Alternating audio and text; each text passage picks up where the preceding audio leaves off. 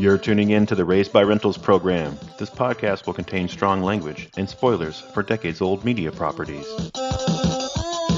Join us.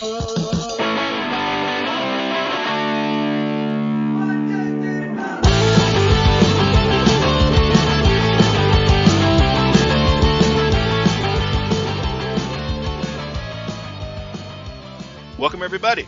This is the podcast where we examine pop culture franchises of the VHS era and improv news stories, because when we get in your dome, we make it our home to imagine how we might improve our favorite movies, TV, and games. I'm Josh. I'm Mike. And we were raised by rentals. I couldn't help it. That caught me off guard. I know. I couldn't keep a straight face either. Oh, shit. Mike, it's time for the big summer blockbuster action flick. And so we have to return to the Arnieverse. Let's not bury the lead. Indeed. Arnieverse. So last episode, thanks everyone who checked out our return to Slasher Camp. That was a hell of a lot of fun. Definitely. Trying to come up with some reason for Ernest P. Worrell to visit Jason and Freddy at Camp Crystal Lake. Oh, I'm still happy with all the dead ghost faces. I know, right? I gotta pat myself in the back. It was such a great idea. It was really funny. I love that. Sometimes I get jealous because you're always like, oh, I got this great idea. Like when we did the Short Circuit episode with Dawn, and you were just like, okay, everyone just step aside. I got the whole fucking thing. Got it. And I'm just struggling to be like, what if we did this? You know, and like trying to throw something in there. So when I have a good idea, I'm just like, oh, I got one. Yep. We got one. Anyway, so we had to do our summer horror special, Return to Camp Crystal Lake. Now we're going to do our summer blockbuster, the big movie that puts the butts in the seats and makes all the money for the big companies. Of course, it's kind of ironic, the timing with the writers and actors strike going on right now. So the only movies that we're going to check out are the fictional ones that we just improv right now. Absolutely. And who better to put butts in seats than old Arnie? Old Arnie, Arnold Schwarzenegger. So for anyone who's listening to this, wondering what the hell we're rambling about, if you aren't aware, if you haven't listened to the back catalog, first of all, shame on you. But shame. We have several episodes in the back catalog where for some reason we've become obsessed with Arnold Schwarzenegger. And it keeps popping up and everything. It goes all the way back to, I think it was our 5th episode where we did a Predator 3, if it happened in the 90s. Mm-hmm. It was sort of a Predator big game takeoff, and then we had this cool little stinger we threw in just for fun at the end where like Dutch shows up. And we thought, oh, that'd be kind of fun. Like bring him back, but just at the very end, he doesn't need to be a main character. Mm-hmm. Which, I think you and I both kind of hoped that was going to happen at the end of Predator 2, right? Am I the only one? Oh, hell yeah. I hoped that was going to be true. Yeah, especially when like the other aliens, the other Predators, the other Yautja, came. And when Danny Glover trades guns with, the older alien, they kind of gain each other's respect. And then the ship takes off. I always, even as a kid, was waiting for Dutch to like walk out of the dust and be like, we need to talk. Yeah, exactly. Right? So we just kind of did our own thing. And then not too much later, it was, I believe, our 11th episode, we decided that we were going to do like a mashup, because really a lot of Arnold Schwarzenegger's characters in action flicks, they do tend to be kind of similar. Oh, absolutely. And so, we were like, yeah, let's take John Matrix from Commando and the Terminator and like mash him up, and we'll do sort of a Matrix versus the Terminator. It'll be this fun thing where it's like they're looking in a mirror and like, what's going on, like why do they look so similar, but also just an excuse to have another cool Terminator movie. Mm-hmm.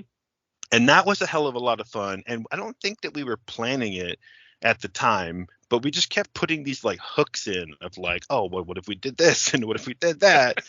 And before you knew it, it was like, wait a second, there's like something here. Mm-hmm. Well, I mean, it was the same thing with Slasher Camp. It's like we set out to just do like this silly little like mashup of what if Freddy and Jason was a buddy comedy instead of, trying to kill each other. And then we somehow did the whole Slasher Camp universe where we were bringing in like, the League of Extraordinary Final Girls and like, Michael Myers. And we just kept bringing in characters at the end there. With the Arnieverse, it was like we got to the end of the Commando Terminator episode and decided that we were going to have, was it Kirby, Lieutenant Kirby from Commando, be like, hey, I have someone for you to meet, and he meets, Dutch. And then it's like we have a lot of explaining to do. So basically, like, we set it up where there was going to be some other kind of connection because we were trying to figure out why would Skynet make the Terminator look like Arnold Schwarzenegger, look like, John Matrix. So you came up with the idea of like, wait a second, there was that genetic research team in Twins, like there was this whole government program, right? And then we were like, holy shit, of course Skynet would fucking know about that if they have access to the government database, and they're going to look like who was the best soldier. If they were trying to create the perfect specimen of a man with the Twins program, what if they were trying to perfect the perfect soldier? And then when they failed with people, Skynet was like, fuck it, we'll do robots, but take that there Julius DNA and stick it in here, So we kind of like jokingly thought about that, and then afterward we were like, we could connect all the Arnie movies, and that kind of like that hubris that we could do this. Yeah, that's the right word. Kind of kickstarted it. Oh yeah, hubris. That's exactly the right word of like, oh, this will be fun and easy. Yeah, and I remember we had a text message conversation after the episode where we were like, oh my god, like what Pandora's box did we just fucking open, man? We could do, Total Recall and Running Man and all this stuff, and like and then it was like, okay, slow it down. Like, what can we do? Like, we have to build something, right? We could very organically just do mashups like we did with Commando and Terminator and just like smash the action figures together. But what if we kind of were going somewhere? And I think the Twins thing was very much the key, which is weird because at that time I hadn't seen Twins, I think, since it came out. Right. Up until recently, I have not seen that movie since the 80s. Yeah, I don't think it came out. It came out in 1988. I might have seen it on, Showtime or HBO or one of those, but definitely not since the 90s. Definitely a 30-year gap. But somehow I was like, yeah, man, there was some kind of crazy conspiracy with like making a perfect baby thing, and I don't even know where it came from. And it's just so funny to like build this whole like multi-episode universe idea around something that I vaguely remembered from like a 30-year-old movie. Yep.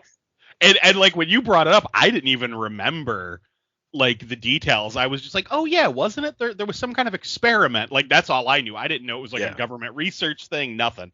But yeah, like I'm the last time I watched that, I was literally living in my house on 22nd Street in Niagara Falls, so it was before 1991 because we moved in January of 91. And what's even weirder is we decided to do another Arnieverse, but again, trying to slow down, take a step back and say, okay, like what else can we put together just to kind of put some pieces on the board, right? Like let's not like blow our load really fast and do some big like League of Extraordinary Arnold Schwarzeneggers and like, I mean, like we're kind of getting there, but like we're like, wait, let's slow down. Let's just pick two other movies. And for some reason, Conan and The Last Action Hero seemed like a good fit because, at least in my mind, I didn't know how Conan otherwise was going to make any sense in a shared universe. Like, you can make future stories like Total Recall and Running Man fit, and anything in the modern day is kind of up for grabs because, who knows what aliases people decide to use, when they go undercover or whatever. But how do you fit, a fictional ancient barbarian and putting it together with The Last Action Hero that plays with that division of between the reality and the fictional world? Like, yeah, it made perfect sense. And then again, we were like, yeah, there's this whole Twins thing. And I still hadn't gone back and watched Twins again to have any idea what we were talking about. We just kept rolling with it. Like, yeah, sure, it's perfect. Like I really hope I remember it correctly from decades ago. Yep, we just kept running with it. Oh man, and then we kept talking about getting back to it, but then we did some other episodes. You know, we did our big like Alien Predator crossover, and we went back and tied in that Predator 3 What If story that we did. That of course had Dutch show up, and so we had to have like a Dutch connection in the Predator Alien series that we came up with, and it was just kind of an Easter egg. But it's kind of sucking everything into the black hole of this Arnieverse idea. You know, the tractor beam. All roads lead to Arnold. Exactly. And then like the more you think about it, the more you're like, fuck man, like I don't want to give it all away, but we can make like the Contra video games fit. Like we can do all kinds of shit, you know? And then of course we did the episode we already mentioned once where we did a short circuit episode, and it was a short circuit, like what if Johnny Five was still alive in like the Skynet future. Yep. Which really just came out of like Johnny Five and Wall-E are such similar characters. Like what if we just did Wall-E, but it was really Johnny Five, you know? Right. And then we ended up tying that back to like that whole thing, like, you know, trying to send the Terminator back in time was actually what created the short circuit. Yeah. It's the whole fucking snake eating itself. Yeah. And it just kept getting bigger and bigger. So we knew we had to return to the Arnieverse soon. And all of this preamble has just been us building up to the fact that we decided to, again, kind of put some pieces on the board, pick a couple of movies. But this time I did watch Twins finally. Same. And thank God it actually fits, and I do remember it pretty well, and I was really happy that we didn't just fuck this whole thing up by misremembering a movie. But then we decided, okay, let's do something similar to the Commando Terminator mashup, which is take two characters that are kind of similar, kind of like looking in a mirror, and put them together and see what happens. And so the obvious ones that are famous in Schwarzenegger's heyday career, we'll call it, right, at the late 80s and early 90s, at least in my mind, are John Kimble from Kindergarten Cop and Harry Tasker from True Lies. Yep. So here we are. So we had to watch these three movies. True Lies, which I don't remember liking when I first came out in the 90s. And I think I mentioned that when we had Sam on last time. Mm-hmm. And I think I figured out why. I watched it again this time, and I really liked it. Like, I really liked it. Yep. And it was kind of like The Last Action Hero. Like the first time I saw it, I thought, nah, it's okay. But then when I saw it more recently, I realized like the genius of it. It's like I got it, you know? Mm-hmm. And I felt the same way about True Lies. And I also think that not only did I get the joke this time as an older, you know, more experienced person and not some dumb kid, but I also think I realized why I didn't like it the first time. And I think it's because Harry Tasker is a dick. Oh yeah, no, he totally is. And as a kid, as a teenager, like you see John Matrix, you see John Kimble, and it's kind of a spectrum of everywhere from like the sweet teddy bear to the like roided out revenge machine, you know, and both of those characters are really appealing because he's either like your dad who's going to come rescue you, or he's this like vengeful spirit who will rain down fucking hellfire on anyone who fucks with your family. Right. Exactly. But then you can see Harry Tasker and he's just a selfish asshole. Mm-hmm. And I was like, I get it now. Like, it's a fun movie, and I think he has a redemption arc that works. But as a kid, I was just like, come on, Jamie Lee Curtis, you can do better than this prick. Right. Well, you know, the funny thing is, like, I remember watching that for the first time, and I caught it kind of halfway through the movie. Like, I had no clue what was going on. Where I caught it was where Tom Arnold and Arnold Schwarzenegger have kidnapped Jamie Lee Curtis. So I was like, I had no clue what was happening. So I just kind of wrote it off as like, I don't really care. And then eventually I sat down and watched it from the beginning. Like, I remember, you know, it was on HBO at this point that I was seeing it. And I remember watching it like one lonely Saturday afternoon, just like, there's nothing on. Oh, True Lies is starting. All right, let's try this. I fucking loved it. Like, from start to finish, I fell in love with this movie. There was something about the comedy in it, like the stupidity of some of the characters. Like, I loved it, hook, line, and sinker. And it of course helped that at the time I had a huge crush on Jamie Lee, and there was that whole dance. So that was a you know, however old I was at the time, teenage Mike was like, hello. A little awakening. Yeah, exactly. But yeah, no, I fucking love this movie. And I remember I couldn't remember exactly what happened to the main villain, but I remember thinking, okay, whatever happened to this guy, I thought was hilarious. And I was like, does he get blown up? Something happens. I forgot he gets fired on a missile, and I lost my shit. I was like, that's why I remembered liking it so much. Yes. It's fucking hilarious. Exactly. And that's all the stuff that I loved the most watching it this time. The stuff that I liked was how fucking crazy over the top all the action was. Mm-hmm. Like, like stealing a police horse and riding it up an elevator onto like the roof of a building to like chase a guy who's running away from you on a motorcycle. Like, what the fuck? I like how he tries to take the horse across the buildings too. Yeah. And the horse was just like, nah, bro. The final fight is on a fucking Harrier jet. Like, it's wild. insane. Yeah, it's so over the top. Like, we were joking before that John Matrix was really over the top in Commando because he picks up a fucking phone booth and throws it, and you're like, how strong is this motherfucker? Like, he's not supposed to be a superhero. Like, I know he's got, guns bigger than my head, but damn, Right. He threw a phone booth with a man in it. Yes. With his bad arm, Right, exactly. But then Harry Tasker is just doing everything absolutely perfectly. Like, he's like a video game character, Mm-hmm. But again, I like that, and I love Jamie Lee Curtis.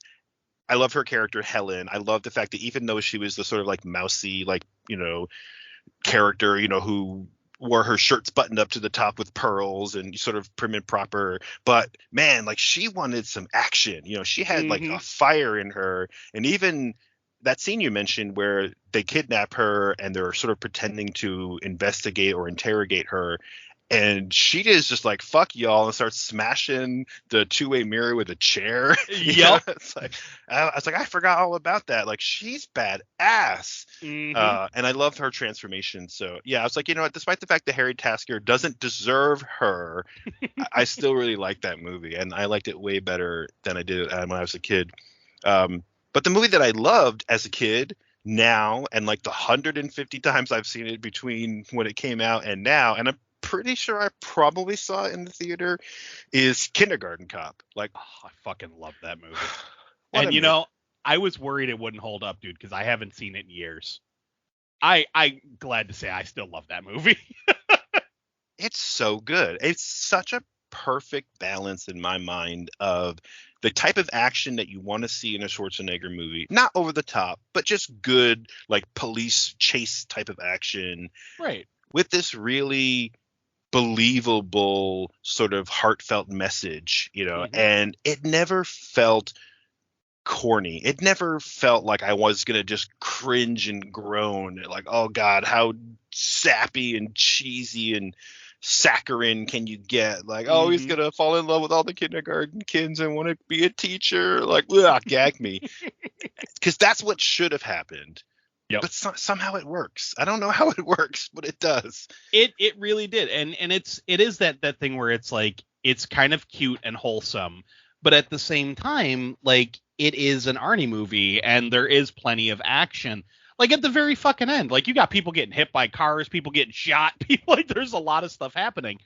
And it's really, I don't know, it is well balanced. I guess that's the best word for it, is balance. Mm-hmm. Yeah. But like the jokes still hold up, and like some of the stuff still cracks me the fuck up. Like when he first screams "shut up" at all the kindergartners and they start crying, then he panics, and I'm like, being an adult and having done that thing where you reach the end of your rope and you're like, okay, enough, and then the kid starts crying and you're like, oh fuck, I fucked up. Like, that was so relatable, and I couldn't stop laughing because I'm like, Jesus Christ, I've done that. Like, I know. And it's endlessly quotable, from the, like, it's not a tumor, Right. to the, like, what, boys have a penis, girls have a vagina, Oh, Miko Hughes. When I met him at Nickel City, I was very tempted to ask him to say it, but I'm like, don't do it. Don't do it. Don't be that guy. Oh man, it's such a great movie, right? It's the balance that really does it. It's the same kind of balance I think you get out of any really good action comedy, like a Die Hard or really a lot of like Jim Carrey's early movies. Like they really Yeah. balanced the action with the comedy. Somehow Kindergarten Cop added in that wholesome family element, and it was just like beautiful. You know what it was? It was like Home Alone. Home Alone is an action movie to a certain degree too, and it balances that comedy with the wholesome family message. Except, you know, you believe it when it's a little kid like Macaulay Culkin, the cute little cherub, but you also believe it when it's this like hulking monster. You know? It works so well. And then I watched Twins again recently, and I know you did too. And damn, that's a good ass movie too. I did not remember it being so good. Well, and that's the movie that proved Arnie has comedy chops. Like, you know, there was a lot. And in fact, I'm sure you read some of the trivia about it, but like there was that whole thing where due to budget constraints, both Danny DeVito, Arnold Schwarzenegger, and Ivan Reitman, they all took basically pay cuts to make the movie with the deal that they would get a percentage of the box office. Well, it was a huge hit. So they ended up making more, but like Arnie made more money off of Twins than he did off the whole Terminator franchise.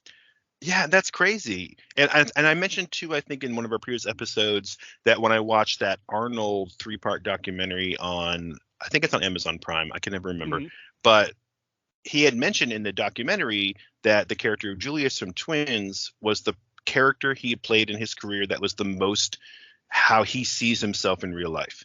Yeah, and I'm like, that's really interesting. I watched the documentary, and then I was going to watch Twins anyway, so I coincidentally ended up watching it directly afterwards. So I had that in my head the whole time, and I could totally see it, you know. Oh, yeah.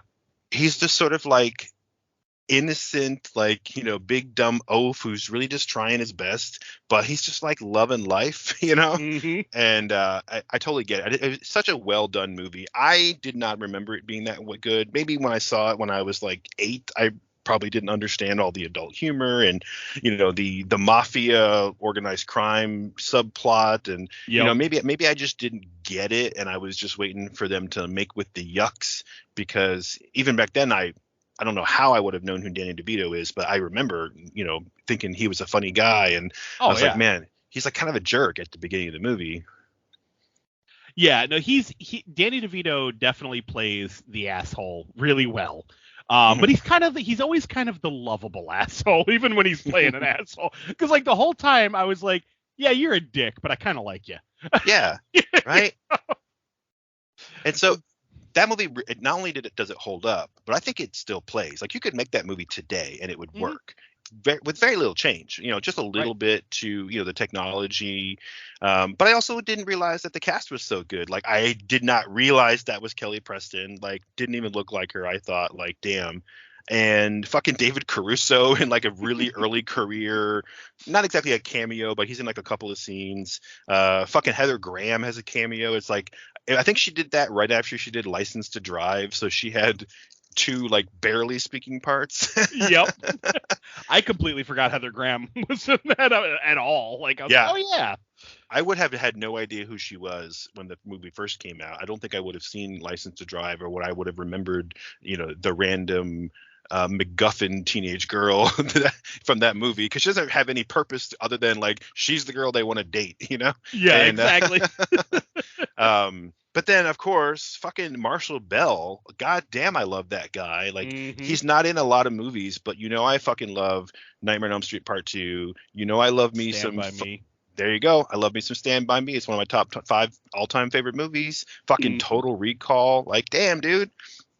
Marshall Bell the funny thing is he's in a lot of good shit. Like, he's never leading man, but he's always in good stuff. That's a good point. He doesn't even have a lot in his career. Look him up on IMDb, and there's not really a ton there compared to other actors who have been working as long as he has. Right. But it's like quality shit, you know? Yeah.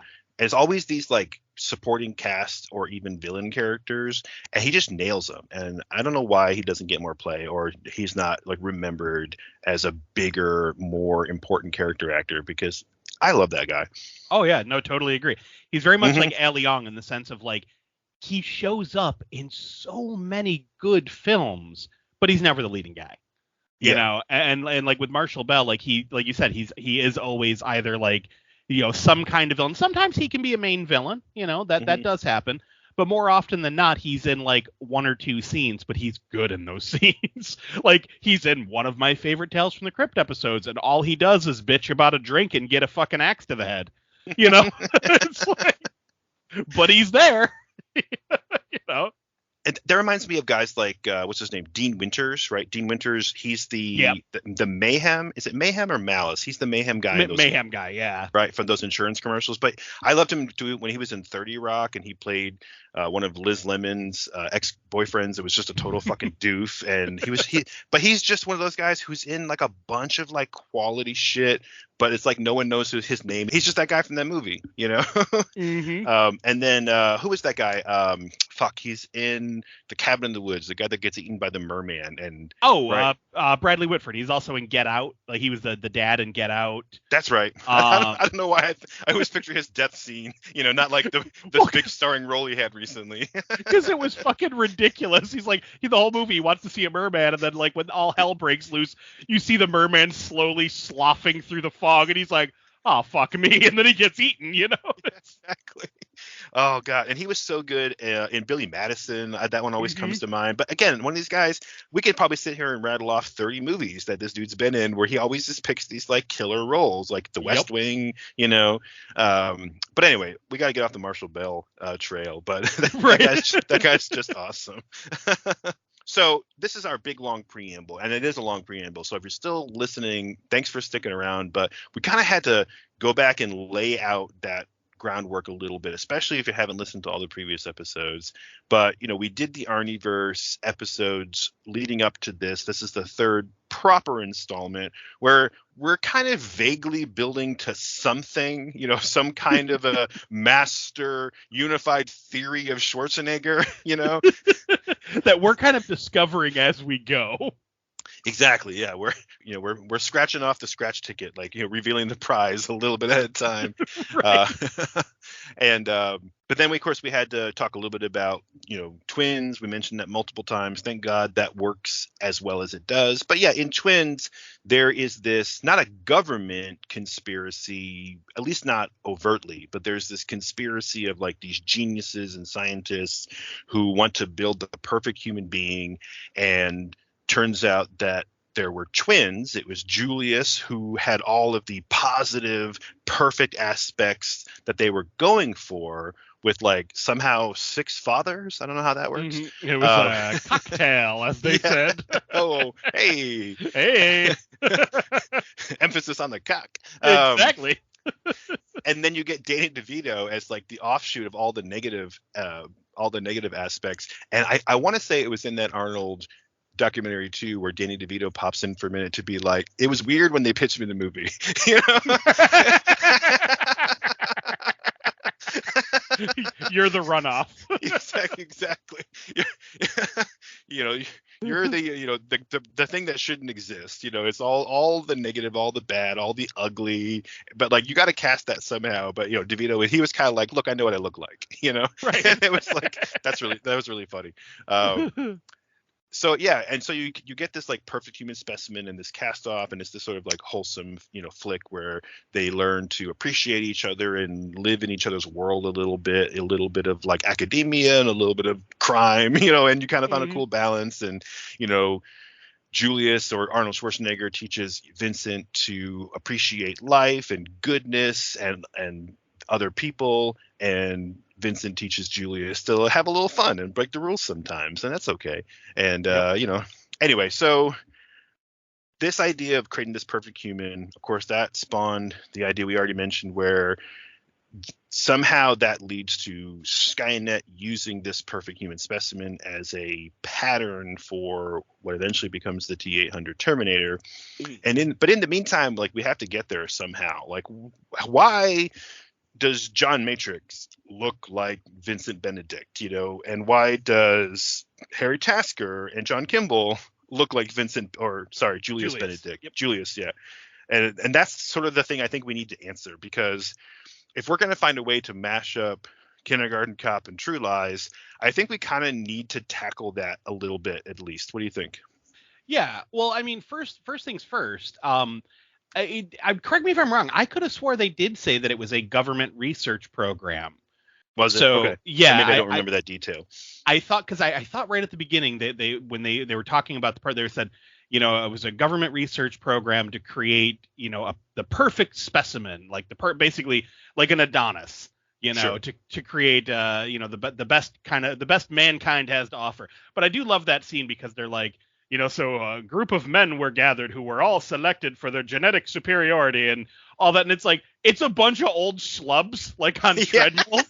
I couldn't stop laughing. I'm like, well, that guy's balding. That guy has like 3-inch nipples. What the hell? What are you talking about? Like, I remember thinking the same thing too. Like, are they just casting these guys for their intelligence? Because I don't know, man. Like, they could have picked some eye candy. You know what I mean? Like, they could have picked some beefcake, like Schwarzenegger. I don't know how he comes out of these guys. Yeah, no, it's absolutely ridiculous. But no, so I was thinking, okay, so just to jump right in to this program, like, why does this program exist? Why are they trying to do that? And again, if the government is involved, if the government's throwing money at it, usually it has to have some kind of military application. Like, it just has to. Like, that's what we spend money on in this country. So, especially back in the 80s. Oh yeah, definitely. So it's like, all right, so let's say that's what they were trying to do. They were trying to create the perfect specimen so they could create basically, the perfect soldier. That's kind of where my mind went. And of course, maybe the program isn't as successful as they wanted it to be, so they start fucking around with other things. But maybe they do land on something where it's like, okay, we have the genetic material on file, we have the DNA on file, we can create like basically these test tube Arnies, and program them with like an identity. Program, like, while they're gestating, kind of like put stuff into their mind that is going to lead them to like become a detective or to become a soldier or to be, you know what I'm saying? Like, they're kind of like predetermining what these guys are going to be. And that's how there's a handful of them out there in the world. Like, maybe the U.S. government was like, it's a big world, no one will ever know, type of right. thing. These guys are never going to bump into each other. Yeah. Right. But then, of course, you have the anomaly. You have the thing that, like, where a fucking robot from the future came back in time and happened to bump into one of like their best soldiers who went off the grid. And it's like, oh shit, okay, well now we have some splaining to do, and then we also had the situation where this soldier that was off in the middle of the jungle ran into a fucking alien, and of course the government's going to be all over that. So it's like, well, shit, now these guys are organically coming together, we got to explain this. So here's my idea for how we can kind of link these films.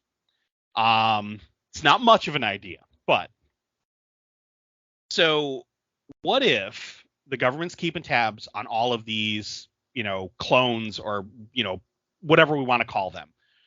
And they're like variants, right? They're like variants. Exactly. They're all created from this original program where they succeeded with Julius. So they took the DNA from Julius, modified it, and started basically creating copies and programming them. Well, one of them goes rogue, unbeknownst to the copy, because there's a scene in Kindergarten Cop where John Kimble says, "I'm a cop. That's all I know how to be." Okay, and that's interesting. He breaks free from it and becomes a kindergarten teacher. So what if the government's keeping tabs on him and they're like, why did he break free from his programming? Why is he not still a cop? He's been hunting down all of these criminals. Like, he's being a perfect cop. Why is he breaking free from that? So now we have, what was it? The Omega Division? Was that what the True Lies people worked for? Yeah, I think so. We'll go with that if it's smart. But yeah, I think so.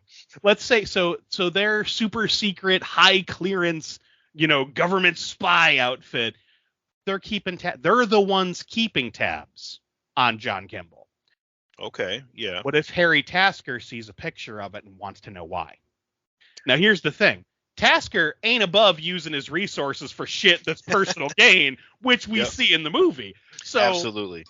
So yeah, he's like, well, why the fuck does this schlub look like me? I'm gonna go fucking find out. And he goes against what he's supposed to do to find out why this guy has his face. Okay, yeah, I think that's great. That gives us a mission, right? It gives us like a MacGuffin, something to go after, and it could start with Harry Tasker wanting to find John Kimble. Who is this guy? Go talk to him. And I think that's great. I think I had difficulty approaching this topic, and quite frankly, and we said this a lot, but quite frankly, when I came to the table today to hit record, I had nothing. And what I found, unfortunately, was the thing that worked with Commando versus Terminator absolutely did not work with Kindergarten Cop and True Lies, because it was that looking in the mirror idea I've already mentioned, where the T-800 and John Matrix, they're mirror images of each other. They're two sides of the same coin, and investigating what that is. But at the same time, smashing those action figures together is a fun thing to do. Yep. But that doesn't really work, unfortunately, with John Kimble and Harry Tasker, because it's going to be difficult for us to find some reason for them to just go balls out and have some big like action movie brawl in the middle of town. Like, why would they? Especially when John Kimble has settled into this role of being a kindergarten teacher instead of being this, hard-nosed big city cop. So he's softened, right? I think given a different situation, he would toughen up. But I can't imagine he would blow up half of Astoria, Oregon, because, Harry Tasker came to town. Like, that doesn't make any sense. Exactly. So it's like, fuck, maybe these weren't the best characters to mash up, because we don't really have a reason, like we did with Conan versus Jack Slater. We don't have a cool, interesting plot twist. But I think maybe you just kind of nailed it. Is that could be the secret too that leads us to bring some of the other, we'll call them variants, right? The other Schwarzeneggers together. Is, let's say Harry Tasker is the one who realizes that there's other people with my face out there. Now we know that Dutch already knows, so he's already involved in the conspiracy. Jack Slater knows because he was pulled into it at the end, just like John Matrix. So a couple of these variants are kind of pulled into the mix, but every time it was because Dutch or somebody else from like the program showed up to be like, yeah, we know you have questions, like let us show you some stuff, and they peel back the layer of some big secret or some big conspiracy. But so I definitely think this is interesting, that if Harry Tasker, as like not exactly a civilian because he works for the government, but as kind of a regular guy, he's not being brought into the fold. He's deciding to go rogue and go figure it out. So they're going to have to try to bring him into the fold. But that's where the conflict comes, because he's not going to go gently. Right. Well, right. Well, but that's the thing. Like, because he already works for the government. He's like, we see countless times in True Lies, he's like the perfect spy. Like, he gets out of shit left, right, and center. Again, he's following his programming. So but John Kimble, who was like this awesome cop, suddenly breaks from his programming and is like, no, I want to be a kindergarten teacher. And like, maybe the guy is like kind of monitoring everything or scratching their head. Like, what the fuck? How did he do that? Like, keep an eye on him. So like, so they put the Omega team or whatever on, following Kimble, and Tasker being Tasker, like, I'm going to use resources for my own gain. Maybe he stumbles upon the file. And he's like, what the fuck is this? Why does this guy have my face? Who is he? Why are we tracking him? And then, like, maybe he's told, like, don't worry about it. That's, that's not something you're dealing with. Like, here's your next mission type of thing. And have him be like, fuck that. And then he goes rogue because he wants to find out what's happening. So now you have, Tasker following Kimble, who's being watched by the Omega team. And now the Omega team is after Tasker to get him back on track. Something like that, where it's like we have our race against time. Like, Tasker's trying to get to Kimble to get some answers. Kimble is completely unaware, and the government is following the whole fucking thing. And hell, maybe even like Dutch and Matrix and all those guys who are involved in like actually know now, like they've had the curtain pulled back. They've seen the wizard. Like, maybe they're just like, ah, fuck, we got another one. Like, yeah. Well, okay, I love that idea, but like, let's keep that in the shadows. Like, let's have some kind of like silhouetted room of people, like in the Avengers when Nick Fury has to report to, the Shadow Cabinet or whatever they called. Like, not the Avengers, it was Winter Soldier or one of those, one of those Marvel movies where he reports up to some council above himself. This I don't know if they use the word Shadow Cabinet in Marvel or if that's a milestone thing, but we can use that. We're going to take it. So it's literally like these are like silhouetted guys who all kind of have the same voice, and it's like wink, wink, we know who they are, And I really like this idea, and I think this is a good place to kick us off, where we need to have something at the beginning of a movie where we focus on John Kimble, and it's John Kimble, and he's about to stumble on something. And so this in medias race scene where we jump right into the action of John Kimble's, getting groceries or something in like Astoria, and he's like, he calls, what was her name? Was it Rachel or Joyce? But he calls up, the teacher woman that he falls in love with, Dominic's mom, and he's like, oh, I'll be home soon. Like, oh, they're together and married now. That's so cute. And then you hear this voice in the radio of like, he's leaving the Piggly Wiggly or whatever grocery stores they have in Oregon. I don't know what they have in Oregon. You know what I mean? But even the Piggly Wiggly, I like that. My point being is like, oh shit, he's being surveilled, right? And you see this, and so we can immediately jump into this action. It's kind of like Kindergarten Cop 2, except like, wait, what's going on here? And then we're gonna kind of follow John Kimble, and there's some sort of manufactured conflict. There's a bank robbery, or there's maybe just like a gas station holdup or something. And it's like what we, as the writers of the screenplay, know is that you have this like secret government task force who is in town checking up on Kimble, and they're going to put something in his way to see how he reacts to it. Because to your point, what we're going to find out is they're wondering, why is he off his programming? He's a big city LA cop. Now he's up in the Pacific Northwest, living this suburbanite family man lifestyle. Well, what happens if we put some ski masked robbers in front of him? Is he going to revert to his programming and kick these guys' asses? And so they're expecting him to like intervene and get all like police brutality on these robbers, because that's the kind of cop that he was, and they kind of want to see, because maybe they're like, okay, the programming's intact, he just fell in love, like love fucks people up. Or what really happens is he sees this activity happening, and he just ducks in an alleyway and like calls the cops, and then he calls his wife and is like, oh, change your plans, I'll be home, I don't want to get involved in this. And they're like, what the fuck? Yes. And so that's why you have he's being surveilled, and it's like there's more and more people involved, and it's like going up the ranks. So after he goes down the alleyway back to his car to go home, and like he's just going to get out of town and not get involved, then you were going to cut in to see this little like task force, and maybe it's Tom Arnold, right? Or that other guy that was on their team, a character we would recognize, and they're like, what's up with this guy? Yeah. Oh, they should totally be the two surveilling him. Yeah, exactly, right. Forget the other actor's name, Grant something, and then maybe one of them's like, doesn't this guy look an awful lot like Tasker? Isn't that weird? And he's like, I don't know, maybe they grow him big in Iowa or whatever. He makes some stupid joke about like corn-fed, like right, or because they have an accent, those sort of like corn-fed Austrian boys or something, whatever. Tom Arnold plays it off like he doesn't give a shit. And we could have Kimble, because remember, Kimble at the start of the movie had a big old beard. Well, I mean, I shouldn't say big, but he had a beard. We could have maybe Kimble went back to, he's, now that he's no longer a cop, he's let himself get comfortable. He's got a nicely kempt, but, a beard. So he's not immediately recognizable as like, that looks just like Harry. Okay. Like, wow, they look really similar, but whatever. And then you could do the whole like corn-fed Austrian boy joke. So it's like, so Tom Arnold, maybe he wouldn't immediately go like, why the fuck does he have my friend's face? He could just be like, wow, he's similar looking, Yeah, or I forget the other guy's name. Yeah, but the other guy, he's the one who's like, man, he's big, just like Tasker, huh? He kind of looks like him too. And then Tom Martin, you mentioned the beard, and made me think, wait, he's beard. He's like living in like Oregon, and he's gonna make some dumb joke. All these hipsters look alike, Yeah, exactly. with their beards and their flannel, whatever. Like he just thinks he's some kind of he's like makes some lumberjack joke, Right.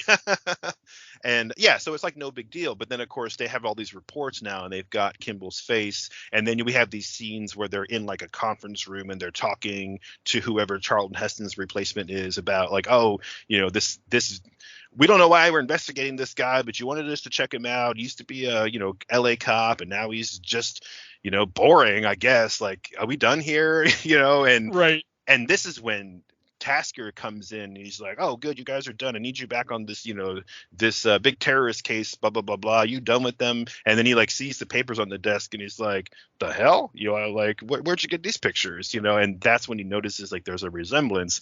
But of course, the eye-patched boss man is like, oh yeah, no, don't worry about it. Like, lumberjack, blah, blah, blah. He shuffles the papers away. But you see Tasker is like, nah, he's gonna look that up later. He's gonna break into the computer system later because he's like, oh, I saw something there. Yep. I'm gonna abuse my authority. Yeah, exactly, right. With no compunction whatsoever. So this is good, right? So fast forward a little bit. Like you said before, Tasker's going to use his own resources illegally to like look up some information about Kimble. He's going to find old pictures of him without the beard and be like, what the shit? Like, he's got like his school ID or something, And of course, it's like we could make this modern day, or it could be back in the 90s. I don't think we ever really talked about like the time period. I'm not sure that it matters really. I would say 90s, because you figure modern Arnie, he's gonna be old. Maybe he's been a teacher for a few years or something. Yeah, and I'm trying to match it up with like we did our Predator 3, which was a early 90s action movie, and I'm pretty sure we did our last action hero mashup, but it was still the 90s, right? Yeah. So I think it kind of makes sense where it's like just later in the decade, but I'm just I don't want to be picturing like a white-haired, bearded, John Kimble this whole time. The way I picture the Arnieverse is kind of how the Goldbergs deals with the 80s, where they're like, it was 1980 something, and it's like, something, yes, this is 1990 something. We don't know exact years, but just to kind of put us in the right technological mindset. Yeah, exactly. So there's gonna be some limitations to like, they're looking up like Windows 3.1 or Windows 95 or some shit, The internet isn't as prevalent as it is now. And that's why Tasker has to go. That's why I brought it up. I'm glad you mentioned the technology, because it's like, why does Tasker have to go to Oregon to investigate this guy? If it happened today, he'd send in drones and shit, and it would all be done, on the sly. But no, so he decides he's making up some excuse for why he has to go to Oregon, where he's like, oh yeah, Helen has this cousin who's getting married, and it's this. You would think that he would come up with a better excuse because he's been living this, double life his whole professional career. But maybe he's rattled a little bit by this Kimble thing, and he kind of slips up and tells a sloppy lie about why he wants to leave town. So, Big Boss Man tells Tom Arnold, like, you better follow him, And that's kind of cool, too, because it's like the secondary character conflict of let's put Tom Arnold on Tasker, and he's going to have to, like, betray him, right? Because they're friends. But if when it comes down to it, is Tom Arnold gonna toe the line and maybe pull a gun on Tasker at some point and try to arrest him, or is he gonna go rogue himself, or maybe both? I like that, because that could be one of the conflicts that we need. I can't think of a good example, but I feel like there's a bunch of action movies out there where you get some guy who's like supposed to be on your side, but you go rogue and they pull a gun on you and they're like, oh, I got to take you in. But then you just kind of let him run away anyway. They're like, oh, damn, he got away, Exactly. So yeah, that's kind of I feel like Tom Arnold is gonna end up being that. And honestly, I love that we're bringing in Tom Arnold because he's gonna be like the fucking dumb Dugan to this Nick Fury shit by the end of this Arnieverse story. He's gonna be like the dumb sidekick. Right. That's awesome. I just love it so much. But here's the kicker. I think this is what I was thinking. I had this one idea before we came to the recording where I said, look, if we don't know where to go, I just have this one thing I can throw in there, and I think it'll be a way to play up. Like, we could have a story here. There's a story here if we go this direction. And I think it kind of works because I don't know about you. I like this setup, but I feel like the rest of it the dominoes fall in place on their own. Like anyone out there who knows anything about action movies or who likes to guess the end of a movie can guess the end of this movie. You know, am I wrong? I'm not trying to downplay the idea. I think it's a great idea, but it's like, right. There needs to be another twist to this. Otherwise, it's just Tasker goes rogue. He eventually reveals himself to Kimble. They have that, like, I'm looking in a mirror scene. You know, Kimble decides to join up, but he doesn't want to, like, leave his family because he's, like, gone soft. And then Tasker's like, you know, stop being such a pussy. And, you know, and he kind of, like, does something to John Kimble's deep-rooted programming where it's like, you're a fucking pussy, you know? Yeah, you know what I mean? I'm not the pussy. Exactly.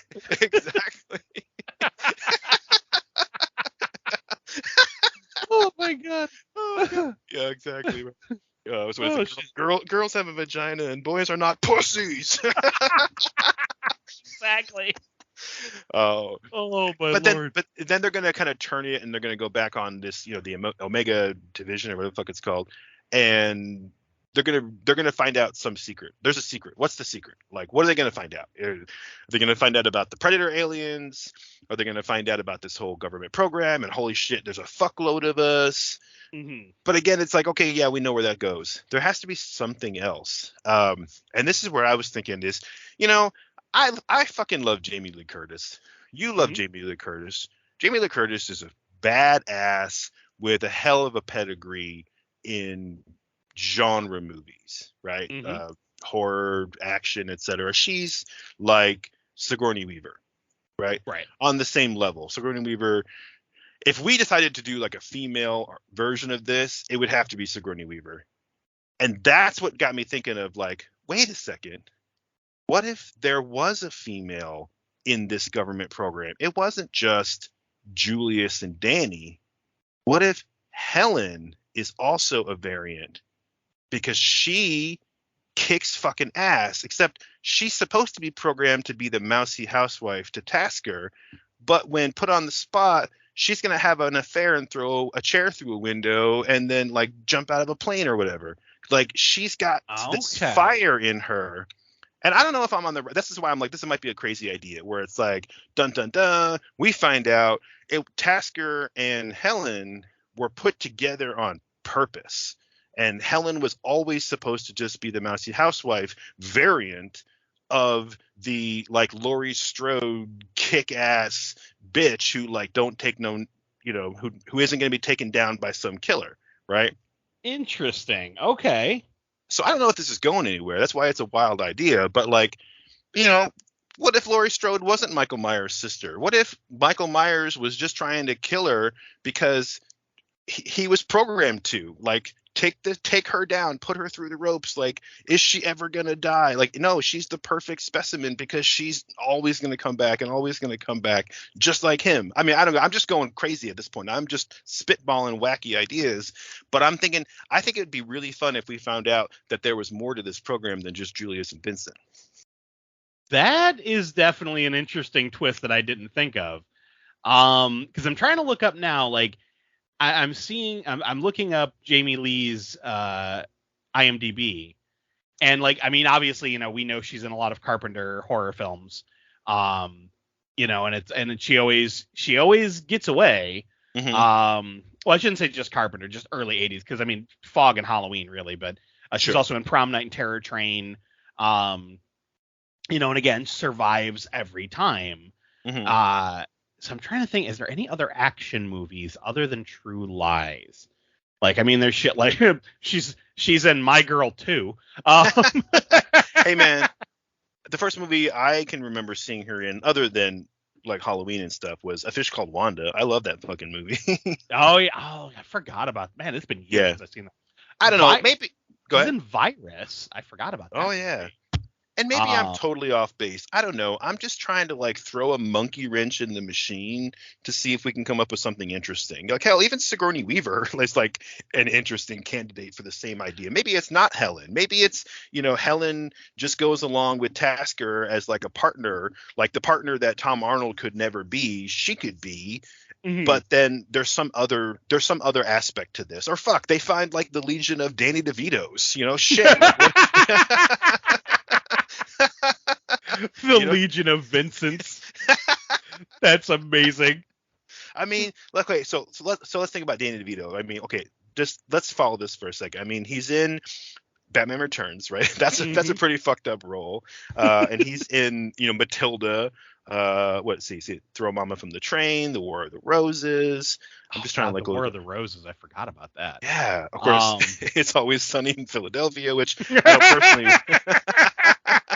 Oh God, if we connected him somehow.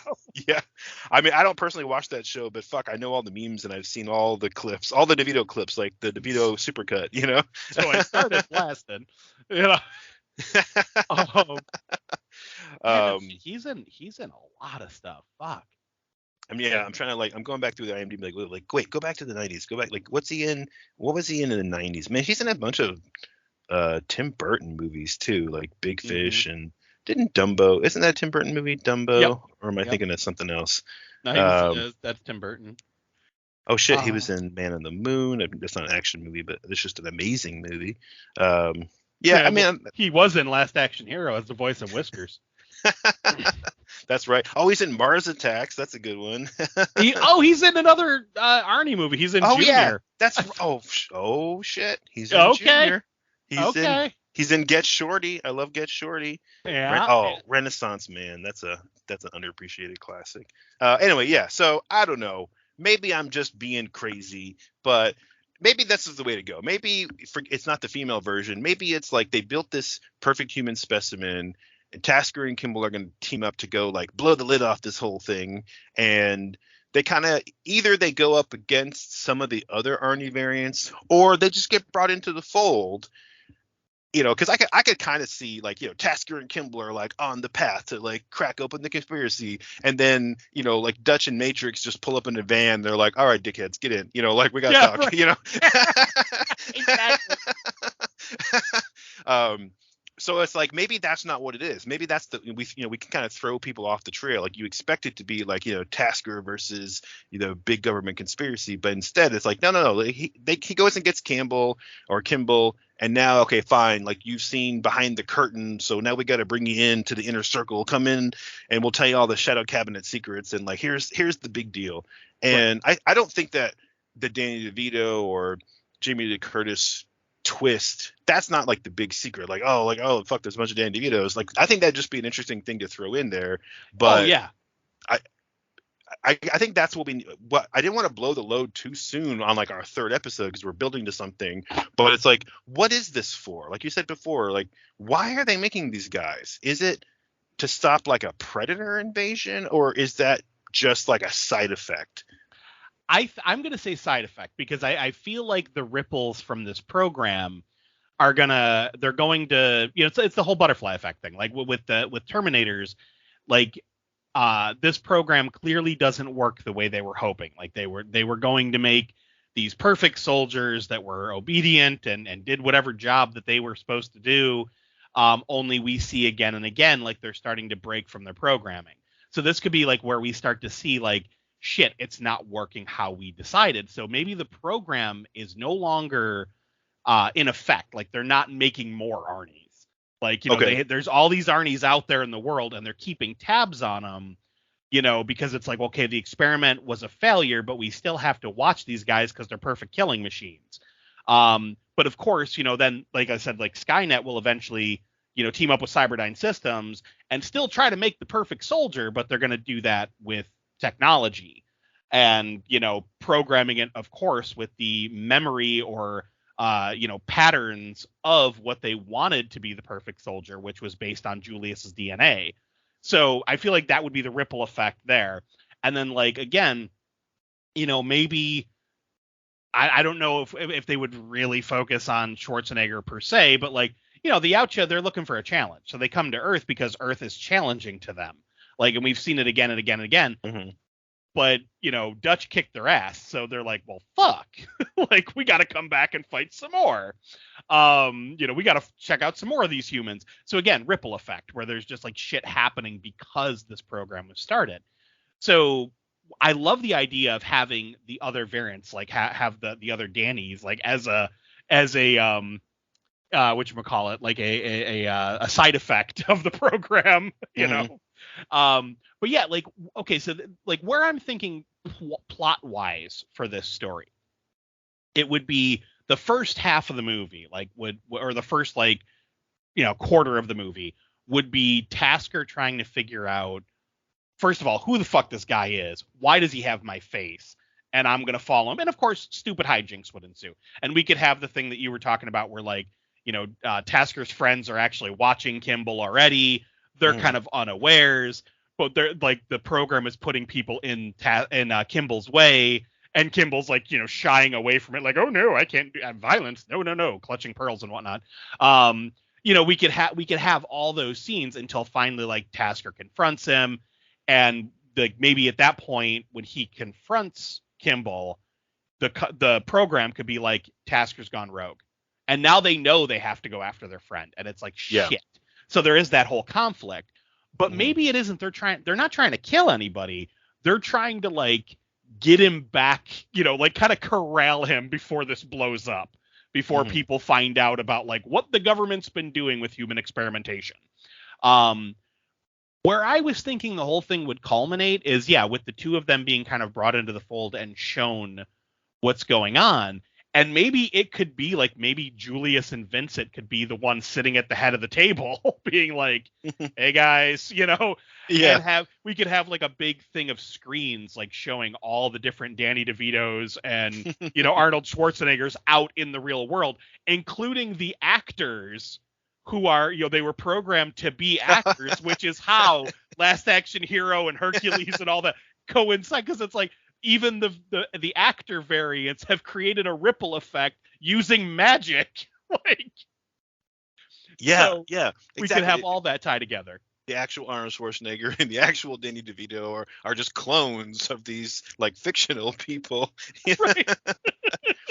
And I feel like, so I guess what we're grasping at here is, what's the big bad, and do we want to solve it now, or at least hint at it? Because again, they're building this like league of all these different clones. They want them to be soldiers and cops and action heroes and secret agents. Like the whole point is that they want these guys to all be like the perfect soldier, but they want a lot of them, right? So right.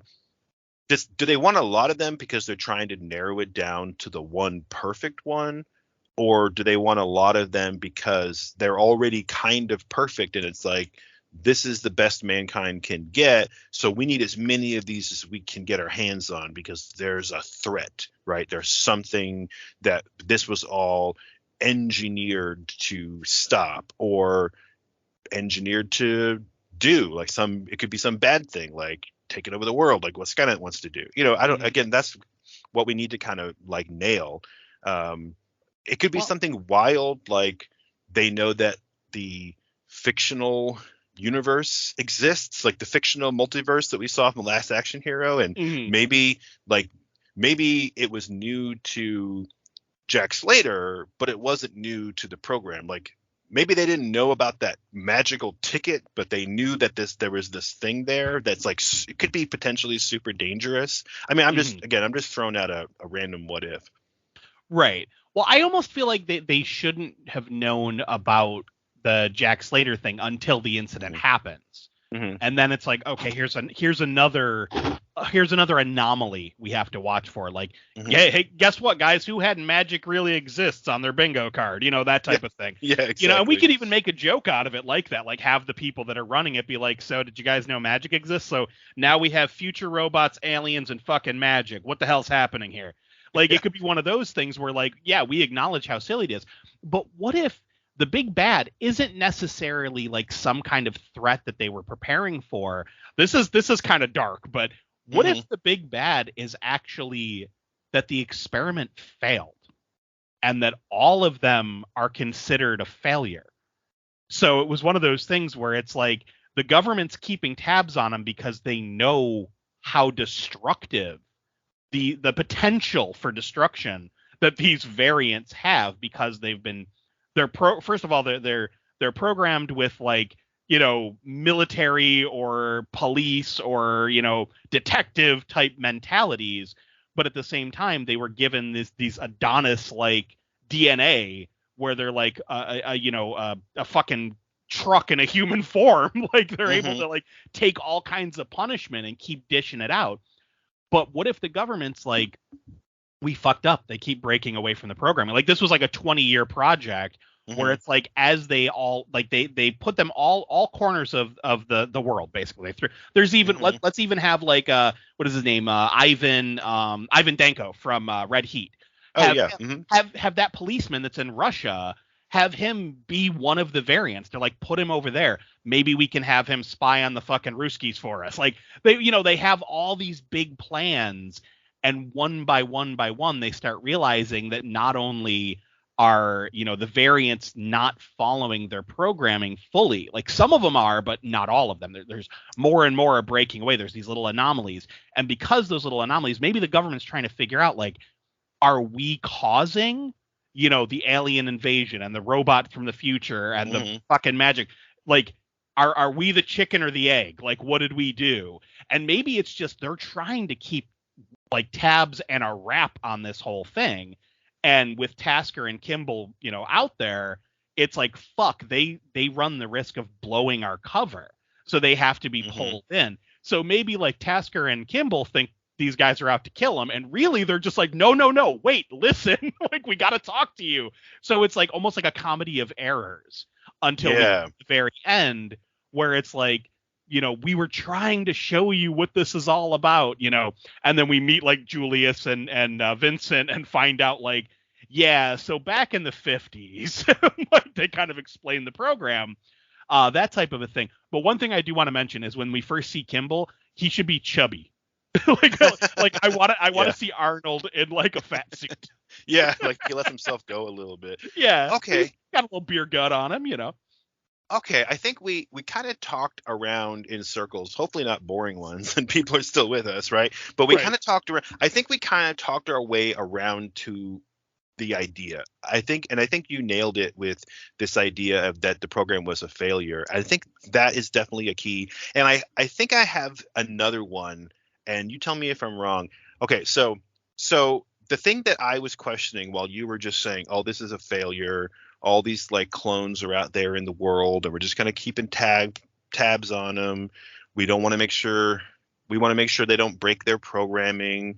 We want to make sure they don't go public, don't get too loud, like don't get the news media involved, because we want to kind of keep this under wraps." The thing that I kept thinking was, well, why didn't they just kill all these babies? If it's this evil government conspiracy, why wouldn't they just be like, yeah, we fucked up, we tried to make the perfect human, instead we got this like big roided out Adonis blimp and this ugly fat guy, so like oops. But like, what if, but they had made a bunch of them. It wasn't just like one set of twins, it was a whole shitload of them. Like they had a whole like mommy farm, and they all give birth at the exact same time to twins, and it's like, shit, like there's like 100 of these, like what the fuck, like it's some weird thing.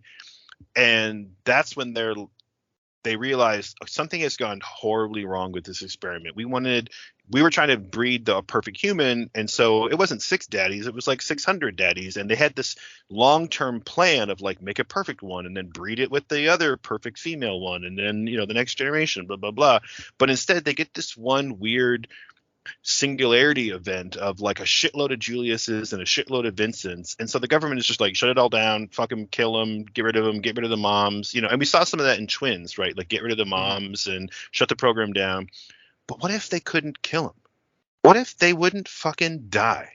The Julius's wouldn't fucking die. Like literally they're like shooting lasers and guns and trying to hack these fucking babies up, and they won't fucking die. Like it's literally like a superhuman. And that was the whole joke of like John Matrix being able to lift up a fucking phone booth with a guy in it and throw it, but he's just a regular dude. Except he's not a fucking regular dude. And how come every single one of these guys has like blimps for arms? Like, do they all have the same, like, do they all have the same workout routine? I mean, Right. sure, John Kimble lets himself go, but back in the 80s and 90s, like they all were suspiciously like had the same pecs, Mhm. and it's like, and maybe that's what it was. They really were secretly this weird superhuman anomaly, And it was like in Heroes, the TV show, or like in Rising Stars, the comic book, where it's like suddenly a whole bunch of superheroes are born at the exact same time, and except Right. in this case, they were all these clones, and it was like there would have just been one of them, but they fucked up and cloned him 100 times, and now they can't get rid of him. And so instead, they seed them out into the world in quote unquote normal lives. And the programming that they have isn't necessarily like computer programming, but it's like brainwashing. Like they were all raised to be these like tough guy, dudes, like grow up and, don't be a pussy and make yourself useful and, be a cop and be a soldier and, be a president or whatever the fuck, and I don't know about the Danny DeVitos. Maybe they could kill him. Maybe they couldn't. I don't know. I haven't gone that far down the path yet. And so they've just been watching them this whole time, hoping that they're just going to grow up and be effective. Like, well, we couldn't kill him, so at least we can get a good cop out of him. You know what I mean? Like that sort of thing. Right. And then they start realizing that there's more of them around. One of them like fights off, the predator alien. I don't know where I'm going with this exactly, except it would definitely give a reason for Skynet to use this person as the basis for the T-800, because it's a literal like superhuman, but they don't even really realize it. And I just Googled it, and apparently End of Days is the only movie where Arnold Schwarzenegger's character has ever died in a movie. So that's pretty interesting. I mean, again, I don't know if we're going anywhere, but what if there is some like big bad threat out there, but we don't know what it is yet? We might not even solve it in this movie, other than it's like, there's a whole shitload of us out there. There's some threat, like the universe has brought us together for something. Okay. Well, okay. I like where you're going with this. The fact that, like they tried to stop the program and like, the kids didn't die type of thing. Like, I do like that idea. And obviously like when I kept saying programming, I was definitely thinking, what I was imagining is in Demolition Man, where when they're all in cryostasis, they're programmed with a hobby. So like, our friggin' Sly is able to knit, and fucking why can't I think of his name? Blade, Wesley Snipes. Wesley Snipes' character is like a computer hacker, and he's like, how am I doing this? Like, that's kind of what I was thinking of, like their programming, like some kind of brainwashing early on. So yeah, government, however they would do it back then, whether it be through like, physical torment, like you will be a cop, that type of thing, or whether it be some kind of brainwashing. But I like this idea. But the concept of like them, monitoring them, I think it would be one of those things where it's like, okay, yeah, seed them out into the world, like you said, and then let's monitor them and see what happens.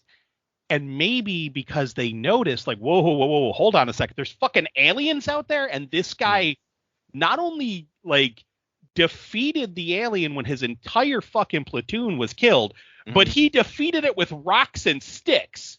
Like, holy shit, like we need to keep tabs on this guy. So Dutch is the first one brought it. Dutch is the first one that they reveal it to. And then we get Matrix, and he goes up against a fucking robot version of himself from the future and survives to tell the tale. So they're like, okay, and they pull him in. So maybe now the government's like, wait a second, these guys are good to have around. There's shit out there that we didn't know about. We were worried about the fucking Russians and, Iraq and Afghanistan and shit. And really, we should have been looking to the stars and to the fucking future. Like, there are crazy threats that we have no idea, anything about.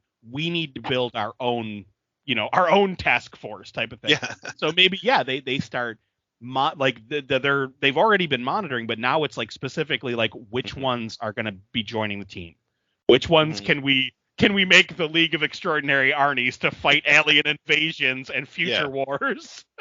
Yeah, I think that's great. I do. It's like we're building the Avengers, like one at a time with these different Arnies. So yeah, like I said, we're kind of taking the long road to get there, but I really like this idea, and I think it seems obvious now that we've said it. But I like the path that we took to get there anyway. Like we kind of had to work it out, work out the details.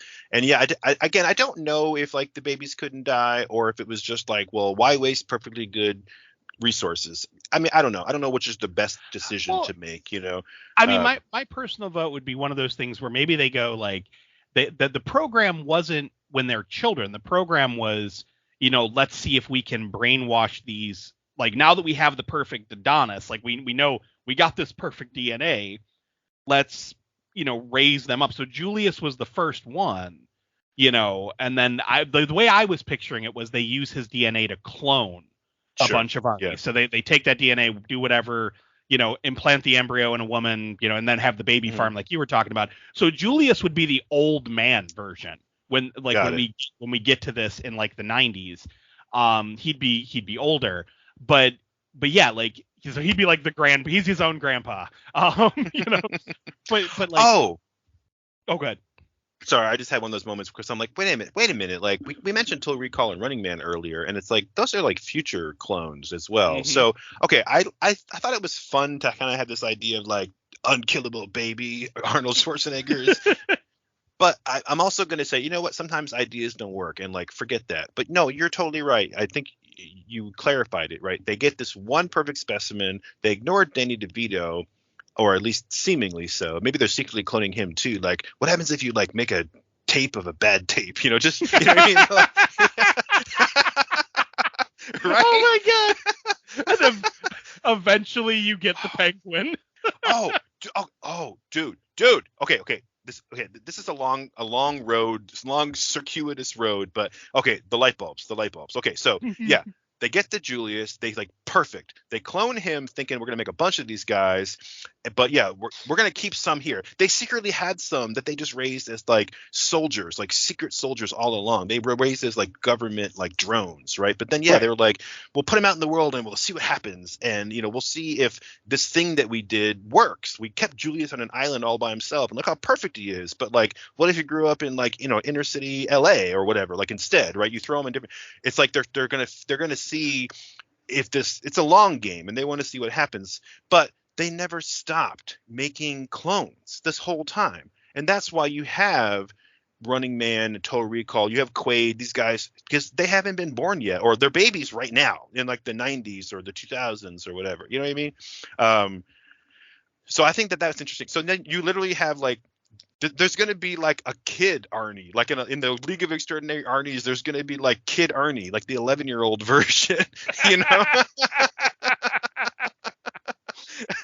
And of course, they'll have like the failed version where they tried to like change the gender and it didn't exactly work, so it's like kind of girl Arnie, but still talking like this, and it's like, like. It's like the Deadpool core, it's like all these. Yes. This is really fun. So yeah, so it's like the government they were kind of playing around. They were and then they made some like Danny DeVito like clones, but it was always like, it was never like the clone of the original. But like I said, it was always like the clone of the clone of the clone of the clone, because they were like, let's just see what happens, The bad tape, I love it. But I think we need a bad guy for this movie, because we're building this thing and we're building this like future Arnieverse sequel where it's like we have to get to the Avengers, Endgame or whatever. I mean? We have to like build up. Right. So for this movie, there has to be a bad guy. So this is like the third installment. This is the one where we pull the curtain back a little bit. Tasker and Kimble become the POV characters, where we get to see what's going on. And like, Kimble wants nothing to do with it. He wants to go back to his regular life. And they're like, hey, sorry, we can't let you leave. And there's a good bit of conflict there, because it's like, what the fuck, man? Like, you're going to keep me here against my will. And then you have Tasker, who's like, well, I don't give a fuck what you guys are doing, because he just has to know, because he's a dick, and it's like, yeah.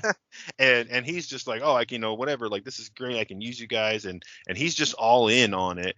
And we see that there's like Danny DeVito there. Maybe it's just like the original Vincent, but we find out about this copy of a copy of a copy thing. And so that we need a bad guy for this movie. And what if that's what it is? What if Tasker is opened up to see this big, he thinks it's like this big wonderful thing. Oh my God, like the secret government agency I was a part of is like so much more secreter, than it ever was. And he loves it because he's programmed to be a secret agent. And now he's like a secret agent. And he thinks it's the best fucking thing ever. Except then there's, suddenly like, I don't know, they're in this secret base and like the power goes out. Right. And then all the doors get locked. Or again, I'm just making this up. But suddenly, oh shit, something's going down. And now we suddenly shift the movie into this like fucking like survival horror thing where you have a bunch of Arnies trapped in this base that they can't get out of, and they're, you know, they have all this like superhuman roided out power and big weapons and all this, but they're trapped in this like underground secret base because somebody has taken over like the computer program, and it's one of the evil Danny DeVitos who's like, you know, you think it's like the Penguin where he's like, you're gonna make a tape of me, I'll show you bitches, you know, because he's got the brains, you know, or whatever. I'm sorry, when you said that all these Arnies are trapped in a facility, I just pictured like 6 Arnies pounding on a door, all going yow, yow, yow, like that fucking war garble just being yelled. Exactly, like all at once, you know, just overlapping one another. Yow, yow, yow. Exactly, right. It's like the Danny DeVito from the Jewel of the Nile or somebody, you know, who's like secretly the mastermind, who's like, you know, I might not have the brawn, but I have the brains, and I've like hacked into your system, and, you know, now I'm going to destroy all of you or whatever. Mm-hmm. And then now we have like, okay, now we have a conflict where it's like we have to like team up the Arnies. The reluctant John Kimble has to team up with the way too excited Harry Tasker, you know. Just like there's other, you know, guys teamed up, other versions of Arnie who are teamed up in other parts of the facility, but we're going to follow Kimble and Tasker, and that's where the mashup happens. Like first they got together, then they saw behind the curtain, and now they're trapped in this building together, and they have to like, you know, work together. Like I said, one doesn't want to be there, and one is way too excited to be there, so they kind of have to figure out like where is the signal coming from, like, oh shit, the call's coming from in the house or whatever, and like, you know, they find the evil Danny DeVito, and, you know, like they save the day, but like they revealed that there's way more mystery out there yet to be solved. That's fucking awesome. Okay, so here's the way I see this playing out. I know we have to wrap it up soon, but so you have the film start off like we said, where they're tracking Kimble. Mm-hmm. Tasker gets involved, you know, shoots over there. We're going to have the Kimble and Tasker fight, obviously. Like, yeah, Tasker's going to, you know, be tailing Kimble. Kimble's, you know, yeah, he's a kindergarten teacher. He's let himself go, but he's still got those fucking smarts. He's still got the detective smarts. So maybe he knows he's being tracked, you know, and he's leading this guy away from his house, you know, like leading him away. Like, he's like, okay, this car's been following me, that kind of thing. You know, leads him out to like the middle of nowhere. We get the big, like, you know, Kimble maybe gets the drop on Tasker. Because again, they're going to be evenly matched as far as, you know, intelligence goes. Mm-hmm. You know, they start fighting, and you have like, you know, chubby Arnold versus Adonis Arnold, you know, whooping each other's ass. And then, you know, maybe like you know, Kimble gets a good look at Tasker and realizes like, why do you have my face? Like, you know, Tasker's like, I was going to ask you the same thing, you know, to have like, we get the back and forth, we get the team up. You know, but maybe while they're, you know, having this like little discussion out in the middle of nowhere, you know, that's when the fucking government agents come after him. Maybe like a, you know, helicopter spotlight turns on. It's like, stay where you are, that whole thing. Have them fucking beat feet and get out of there. So now we think the whole movie is going to be them running from the government. Eventually, you know, maybe we'll have Tom Arnold's character get a hold of Tasker and be like, you know, look, we're trying to help. They eventually trust him. They find out by the, like, you know, a little past the halfway point of the movie, so it almost seems like, oh wow, this is a short film. We lead up to them being shown the whole government facility, like the government program, and we have the thing where they walk in, we see Julius sitting at the head of the table with like Dutch and fucking Matrix and like, and they're like, what the hell is going on? And then have Julius be like, we have something to show you, like, you know, turn on a TV and like have just hundreds of screens. And we see like all these different Arnies, like you said, like female Arnie and little kid Arnie, you know, like, yeah. And they're like, what is this? And we get the explanation. And maybe Vincent, the original Vincent, is there with Julius. You know, I mean, they are brothers, and have him kind of explain, you know, like, hey, back when, you know, back before we were born, our parents were part of a program, and explain the whole thing. While this explanation is happening, that's when we do like the facility shutdown. And have them be like, what the hell? Like, Code Red, you know, that whole thing. And like, I'll be like, who the fuck is attacking us? Like, what's going on? And then we have the whole like breakdown. Maybe like people are getting gassed and shit. Like other soldiers are getting killed. You know, all the Arnies and Vincent like lock themselves in a room, you know, like in a safe room or something. And then, yeah, the TVs like click over and we see another Danny DeVito. And he's just like, does this whole villain monologue, with the whole, you guys thought you could throw me away. And, I was a joke to this, you guys all get to be cops and, soldiers and all. What do I get to be? I'm a con man. And like, it goes on his whole thing. And then like talks about how he's had enough. Like, he's done with the government playing God and he's going to kill them all. So now we have to figure out a way for them to get out and then eventually stop the evil Danny DeVito, which I think is fucking hilarious. But, so they have to stop the evil Danny DeVito. And then like after they defeat him, we find out the other part of the program that maybe even Vincent didn't know about. That it's like, the copy of a copy of a copy. And he's just like, what have you done?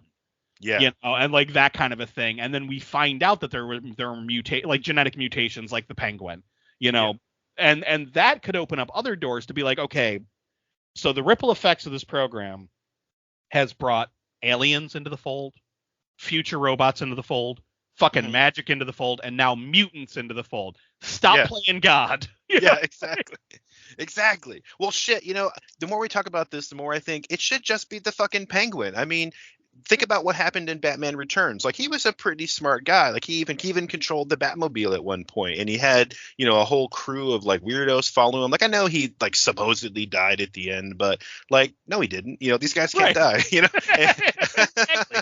And so I think it would be awesome. Like, we could even keep it like he's just a mysterious figure, on a screen or whatever. But I think it would be fucking hilarious if it turned out to be like the actual penguin from Batman Returns, which came out in 1992. So like the timing works. It's like a couple years later, and as you're talking, I'm just sitting here scrolling through like Dan DeVito roles, and I'm like, who's like the technological mastermind? Like, who would do this? And honestly, the penguin's the only one that makes sense. And I think it's fucking great that you get like True Lies and Kindergarten Cop like team up to fight the fucking penguin from Batman Returns.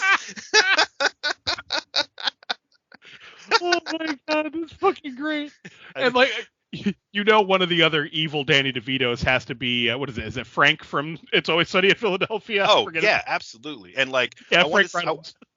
I want to see Mr. Wormwood from Matilda, and like fucking the dude that he played on Taxi. That guy was an asshole, like.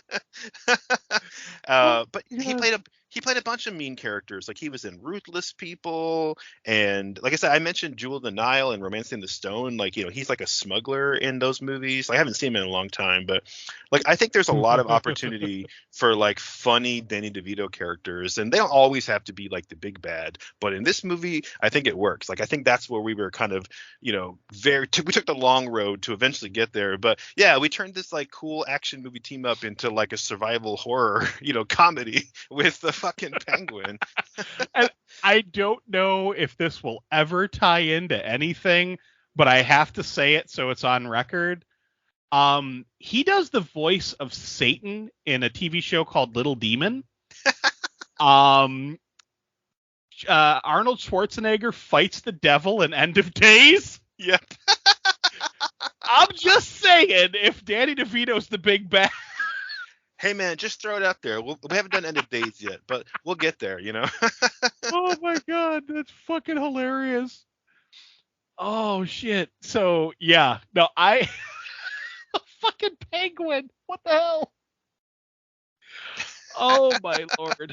Okay, so I think this is a good place to stop. I mean, we've gone on for a while, but also, like, I don't know about you, man, but I think maybe every other episode we start talking about how like, oh fuck, I had nothing planned. This is the one where we're gonna finally crash and burn. We finally fucked it up, and we couldn't improv anything decent.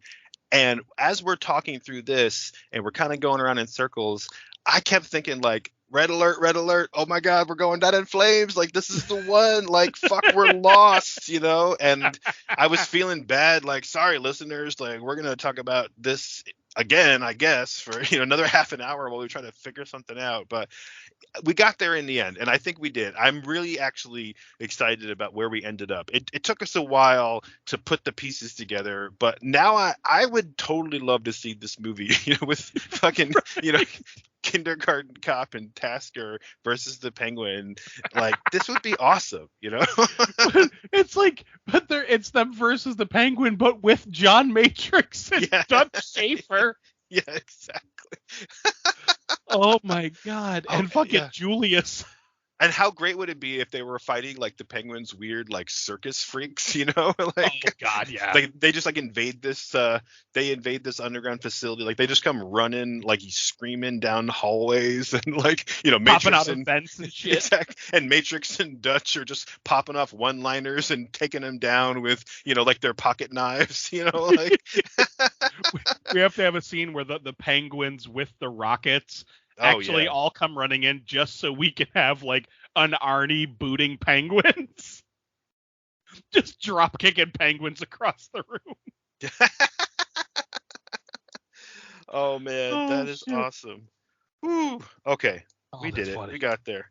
And like, okay, I'm wiping my forehead. Like, okay, shit, we pulled this one off. Like, maybe not the best episode, but we got there, and we got the Penguin in the mix. So I'm happy. I'm happy about that. I'm happy about that alone. So yeah. Whew. This was a weird one, but I'm happy with it anyway. We pulled it out at the end. We pulled the nose up as the ship was going down. Definitely excited about where we ended up. Another, I think, successful Arnieverse installment. What about you? Yeah, no, I mean, I think that this was definitely one of the harder ones, only because after watching all three movies, I was struggling. I was sitting there, like I said, the only through line I could see was Kimble talking about how he you know, he's a cop, he only knows how to be a cop, yada yada yada.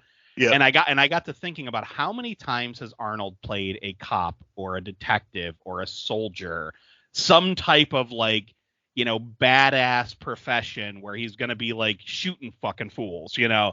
And I'm like, what if, and then play up the twins program like we discussed in the first Arnieverse episode. And that's like, maybe they all have some kind of programming that they're meant to do that was all I had. That was all I could come up with at the start without like, you know, like I had no end game in sight. Normally I have like at least some idea of an ending. Like when you, me and Sam got together for, you know, the new Return of the Living Dead sequel, I had at least that final scene in my mind. I didn't know how we were going to get there, but I knew what the final scene was going to be. And then same thing with like Short Circuit. As we started talking, like I realized the final scene, like in the first 10 minutes of the episode. It's like, if we have a final scene, it's easy to work toward it. With this, there was no final scene. So like the fact that the fucking Penguin got involved is hilarious to me. Yeah, me too. And like, I don't usually work off of a final scene. Like if I'm writing a story, you know, deliberately, you got to know where you're going to go and you got to work the ending out. But when we come to do these improvs, I just love to riff off of a really great elevator pitch. And I think the mistake that we made was just assuming that we could repeat the success of the first two Arnieverses. But I think that those had much better mashup possibilities. These characters were too similar, and I think that's the mistake we made. Like the next obvious one would be, you know, Total Recall and Running Man, right? It would be Quaid and what's his name? The Butcher of Bakersfield. That's the only name I ever remember. Right. And those ones make sense because like, oh, they're both in the future and they're like tough guys, except we probably shouldn't do that because we're going to end up in the same boat we were into today where it's like, yeah, cool. They team up and they fight some aliens on Mars, I guess. Like, I don't know. Like, what do they do? Like, we need something more interesting than that. Like, we got to, you know, it can't just be like G.I. Joe versus G.I. Joe. It's got to be like G.I. Joe versus Cabbage Patch Doll. Like we got to mix up the properties. You know what I mean? Like, right. And I think that's what we need to think about next time when we come back for Arnieverse 4. And that's the thing. If we look at the Arnieverse films that we've already tied together, so we've already tied together Predator, Commando, Terminator, Last Action Hero, Conan, Twins, and now Kindergarten Cop and True Lies. Mm-hmm. We still would need to include, or maybe not need to include, but other options. Mm-hmm. We know Hercules in New York. We could tie that into the magic shit with Conan and Last Action Hero. That fits. We don't even really need to tie that in. We could just say that's where it goes.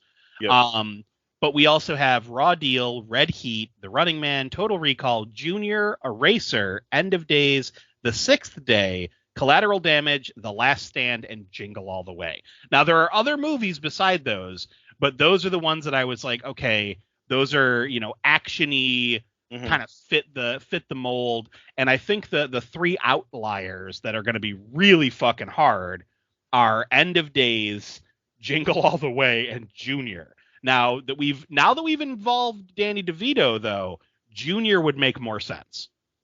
Yeah, I agree. And real quick, I'll just say the only thing that I had really coming to this was some other variant. And I had mentioned Jamie Lee Curtis, or, I didn't even think about Danny DeVito, which is the obvious choice, like just the other twin, I'm like, right. Duh. Like, I don't know why I didn't think about that. That was my only idea, was like, well, haha, there's more clones, but it's not Julius, and thinking we could just riff on that. But you're right. Now that we brought in Danny DeVito, I almost think that Junior is a given. Like, I haven't seen the movie in a long time, but I almost don't want to now, because it's like, okay, yeah, they team up again to have like a baby, and it's some kind of another genetically engineered baby that like the government secretly wanted them to do. And it's like, okay, yeah, like there's got to be some way to mash that up with some other crazy thing. Otherwise, I almost don't think it's interesting at this point. Whereas Batman and Robin now fits, because the Penguin. Holy crap! Why didn't I think of that? Fucking Mr. Freeze. And I was almost just going to say, fuck End of Days, or wait till the end, or find some way to shoehorn it in. You mentioned Satan, and I'm like, I don't know, man. Maybe that's the next place to go. Like, we've done the government conspiracy thing, the alien invasion thing, all the action movie tropes. Like, what if we went like supernatural, paranormal for the next Arnieverse? Like, End of Days plus something else. Like, we'll find something else in the filmography that would make sense to maybe like The Sixth Day, maybe, which is another clone thing, but like maybe there's some other movie that we can find that would make sense to mash up with the supernatural, and that would be fun. That's pretty fucking rad. Yeah. And by the way, Conan has to be in the secret government facility with Dutch and Matrix and the rest of them, but I want him like dressed in like modern, like tough guy clothes, but like he doesn't get it, so he looks like a professional wrestler from the 80s. Well, yeah, I mean, we kind of did that in the episode where it's like they dressed him up, but he was just like this fucking, he stood out like a sore thumb. So of course he would. That's his fashion sense. Yes. Back then he was like the pimp Conan from the Marvel comics. Yeah. But I just picture him wearing like those crazy pants with, they're like pajamas with like the tiger stripes on it. What do they call those things? With like, like fucking Zubaz. Yeah, there you go. Yeah, with like some like big giant like neon like Venetian shade glasses, like he's fucking looking like the Ultimate Warrior up in this piece. That's exactly what it is. And he's just standing in the corner with like the sword on his back, just not saying nothing, but like there's no one standing close to him, looking like he's out of some 80s music video. Just slowly nodding when Julius says something like, Exactly. Oh, that'd be so fun. Yeah, so we definitely got somewhere cool. We'll see where we go next time. We'll have to talk about it offline. I definitely think we need to go wild with the next one, especially that this one ended and the struggle that we had. But hey, that's what happens sometimes when you improv stuff. Sometimes like shit just falls flat. You throw out a cool idea and you think, oh man, this is gonna be so good, and then like we just fumbled it. But like I said, we saved it at the end. I'm happy with where we went. I think the next one will be fun. I'm really looking forward to some other episode ideas that we have coming up after this that I think will be much more in our wheelhouse, and it'll be a lot more fun. I'm definitely looking forward to the next one. I won't spoil it here for what it is. But really the next two I think are going to be a ton of fun, and probably really funny. Definitely at least one of them is going to make us sweat a lot, but hopefully that'll be entertaining. It's going to get fucking weird, man. It definitely is. So anyway, thanks everyone for tuning into the Raised by Rentals program and listening to us ramble our way through to eventually finding the golden nugget in the pile of shit that we heaped on ourselves. If you like this episode, there's plenty more in the back catalog. Go check out the other episodes that we mentioned, the Arnieverse and everything else that we've got. Also, check us out at the Rad Pantheon, a super team up of podcasters, artists, musicians, etc. It's like an art collective, a bunch of cool, creative friends, and we're just supporting each other, letting the world know about rad stuff. So if you like this show, there's definitely something in the Rad Pantheon that you're going to like the other podcasts that you do, Mike. What are those? Well, the Boogeyman's Closet, where it's a weekly discussion about horror films. We are wrapping up our month of Wrong Place, Wrong Time movies, and we are kicking off our month of unnecessary sequels. So not necessarily bad movies, but unnecessary movies. So that I'm looking forward to.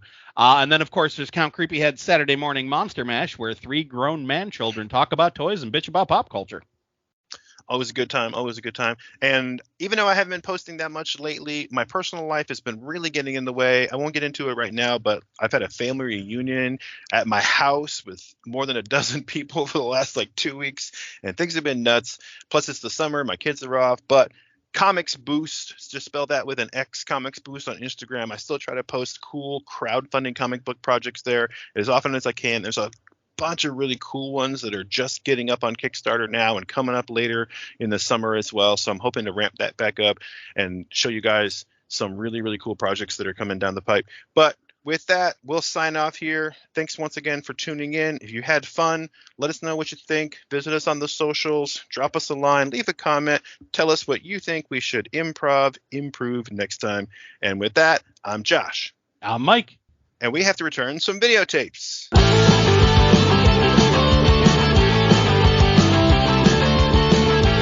Raised by Rentals is a member of the Rad Pantheon Network. Visit radpantheon.com to support rad stuff. The theme music is Forbidden Fruit by Velvet Bethany. You can purchase music and learn more at velvetbethany.com.